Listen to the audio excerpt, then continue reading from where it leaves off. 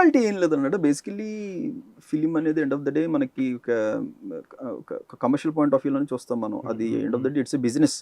ఆడియన్స్ని తీసుకొచ్చి మామూలుగా ఇప్పుడు చాలీసా చాలా ప్లెజెంట్ వేలో చాలా చాలీసాలు ఉన్నాయి. లైక్ నేనే ఎప్పుడు కారు ఎక్కి బయలుదేరినా, ఎక్కడికి బయలుదేరినా నేను రామారావు గారు హనుమాన్ చాలీసా పెట్టుకుంటాను నేను. అంత అలాంటి చాలా పాపులర్ బాలసుబ్రహ్మణ్యం సార్ పాడినవి కానీ, రామారావు గారు పాడినవి కానీ, ఘంటసాల గారు పాడినవి కానీ చాలీసాలు ఉన్నాయి మనకి. ఎంఎస్ సుబ్బలక్ష్మి గారివి.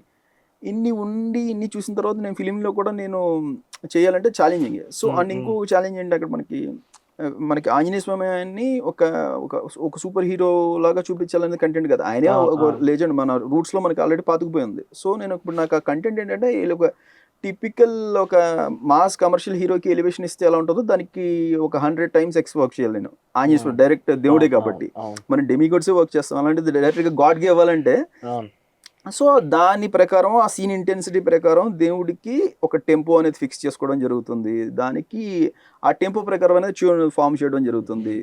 వన్స్ ట్యూన్ ఫామ్ అయిపోయిన తర్వాత ఆర్కెస్ట్రేషన్ అనేది డిపెండ్స్ ఆన్ ఇంకా అసలు మనం ఒక్కసారి ట్యూన్ అనేది సోల్, ఆర్కెస్ట్రేషన్ అనేది ఎప్పుడైనా సరే బట్టలు లాంటివి.